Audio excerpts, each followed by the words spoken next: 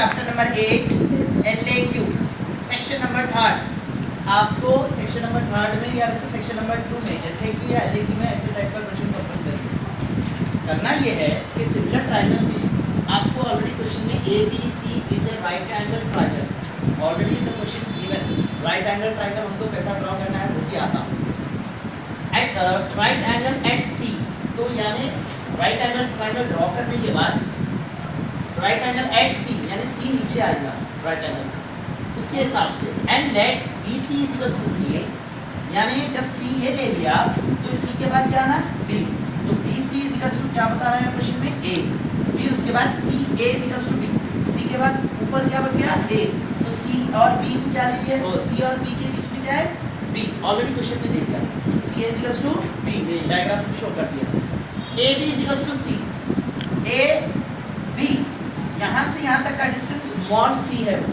कैसा है वो स्मॉल c ये कैपिटल C है ये स्मॉल c है इसके बाद and let P be the length of the perpendicular ये जो परपेंडिकुलर लाइन बन रही है ना AB से और CD से ये लाइन को हम P बोल रहे हैं क्या बोल रहे हैं इसको P नाउ फ्रॉम C से स्टार्ट हो रहा ऑन AB पे टच हो रहा ना C से स्टार्ट होके AB पे टच हो रहा बाइसेक्ट हो रहा prove that first condition PC is equals to AB and second condition 1 by T square is equals to 1 by A square plus 1 by T square तो पहले हम केस 1 सॉल्व करेंगे क्या करना है given that सिंपल है given that में क्या है इधर राइट एंगल ट्रायंगल ABC जो आपको ऑलरेडी क्वेश्चन में दे दिया राइट एंगल एट C जो हम आपको ऑलरेडी ये क्वेश्चन में दिया और डायग्राम को देख के भी पॉइंट्स बना सकते हैं let BC this all values are given BC क्या A दिया C is equals to B दिया and AB is equals to See, already all the values are given in the question.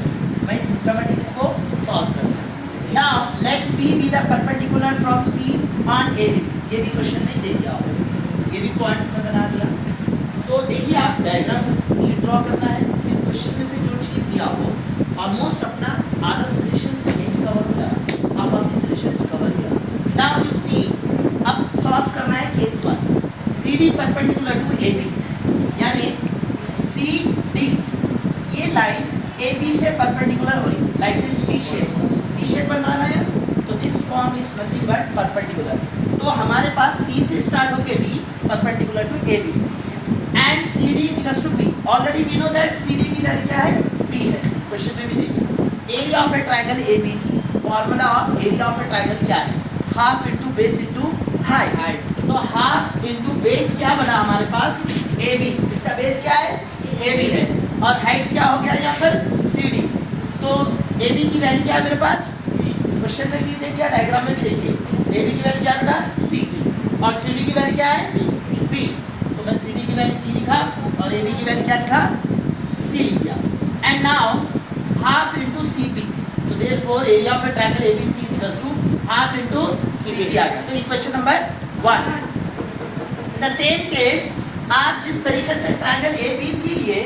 in the same also area of a triangle CBA यानी उल्टा भी लेके करेंगे अगर आप C से भी स्टार्ट करेंगे या ABC करें या BCA भी करो उतना ही फॉर्म होने वाला है जैसे कि half into base into height half BC ये क्या हो गया BC बस BC बेस बन गया और AC क्या हो गया हाइट तो now base into height BC into AC तो BC की वैल्यू क्या है बेटा अपने पास A AC की वैल्यू क्या है अपने पास B now half into A into B तो दोनों को मल्टीप्लाई करें हाफ इनटू AB हो गया तो इक्वेशन नंबर 2 बना दिए फ्रॉम इक्वेशन नंबर 1 एंड 2 यानी दोनों को लेके इक्वेटिंग कर रहा हूं मैं दोनों को बराबर रखकर तो हाफ और हाफ बोथ आर कैंसिल तो बचा क्या CP is equal to AB now hence proof हुआ नहीं हुआ any doubt everyone understood okay right first bit over जो अभी हम जस्ट राइट नाउ प्रूव कर दिए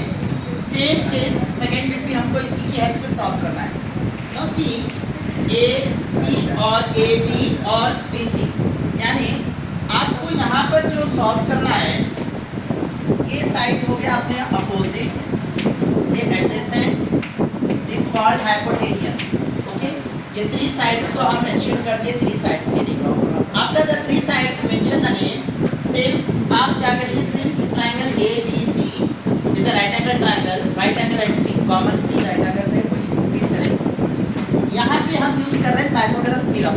क्या प्रूव करने के लिए?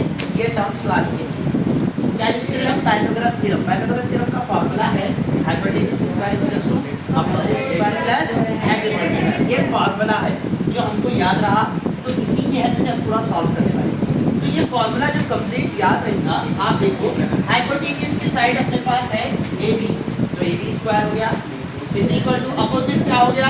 AC square, sorry BC square.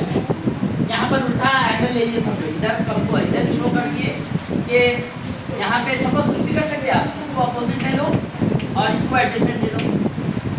अगर एंगल ऊपर आ रहा है नीचे देखना है तो opposite BC square plus adjacent AC square हो गया। सेम केस AB स्क्वायर बोले तो अपने पास क्या है वैल्यू? AB की क्या है? C square is equal to BC की वैल्यू क्या है अपने पास? A स्क्वायर, और AC की वैल्यू क्या है अपने पास? B। तो वो पूरे साइड्स को हम सब्स्टिट्यूट करने के बाद आप देखिए C square is equal to A square plus B square.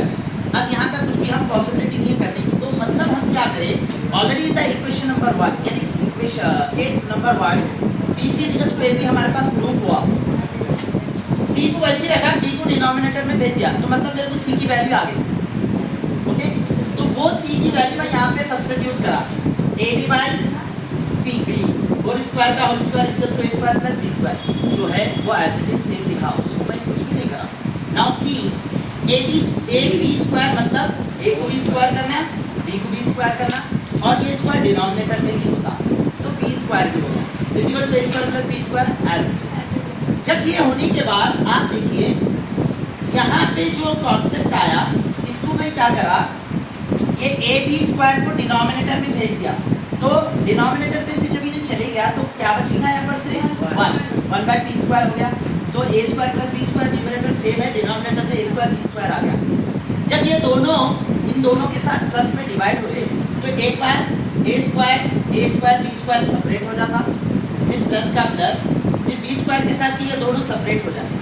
जब ये दोनों सेपरेट होने के बाद जो सेम है न्यूमरेटर डिनोमिनेटर में, वो दोनों कैंसिल हो गए, तो हमें यहाँ पे बचा था 1 बाई बी स्क्वायर प्लस ये बी स्क्वायर कैंसिल, तो यहाँ बचा हमारे 1 बाई ए स्क्वायर।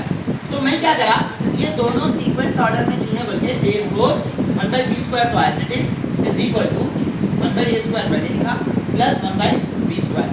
ये लिखने की वजह क्या है, क्योंकि ऑलरेडी क्वेश्चन में दे दिया मुझे कि भाई प्रूफ करो 1 by B square is equal to 1 by A square plus 1 by B square with the help of Pythagoras theorem. हमको याद रहा और डायग्राम कॉन्सेप्ट समझ में आया तो ये सिस्टमैटिक पूरा सॉल्व कर सकते हैं। यहाँ तक किसी को डाउट है? Anybody have a doubt? If you have, you can ask me. No ना? तो same case number 1 case number 2 इसी मेथड से करना।